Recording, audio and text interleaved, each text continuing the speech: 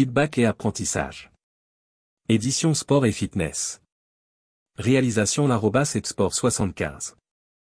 Le feedback est un terme anglais composé des mots nourrir et revenir. Le feedback désigne un retour d'information sur toute action apprentissage ou professionnelle. Il s'agit d'une action qui consiste à faire un retour à quelqu'un sur un comportement qu'il a eu.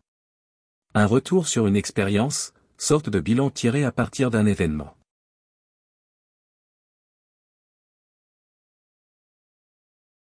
D'après Fishman et Anderson, le feedback fut défini comme une intervention pédagogique dépendant de la réponse motrice d'un ou de plusieurs élèves et ayant pour objet de fournir une information relative à l'acquisition ou à la réalisation d'une habilité motrice. Le feedback a comme rôle d'encourager des comportements futurs efficaces. Alors il est un élément essentiel de la communication. Il permet de transmettre un retour sur expérience ou un bilan suite à un événement ou à des actions. Grâce au feedback, il est possible d'agir efficacement sur les actions futures en les maintenant ou en les modifiant pour obtenir de meilleurs résultats. Feedback et apprentissage.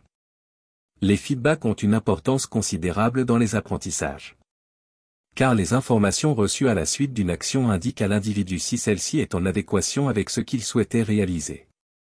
L'apprentissage aujourd'hui n'est plus considéré comme un processus basé uniquement sur la transmission des connaissances par l'enseignant, mais bien comme un processus complexe dans lequel l'étudiant responsable de celui-ci prend une part active pour élaborer des connaissances et développer des compétences. Dans cette perspective, l'enseignant n'a plus uniquement un rôle de transmission mais aussi un rôle d'accompagnement. C'est dans ce contexte qu'intervient la rétroaction ou le feedback.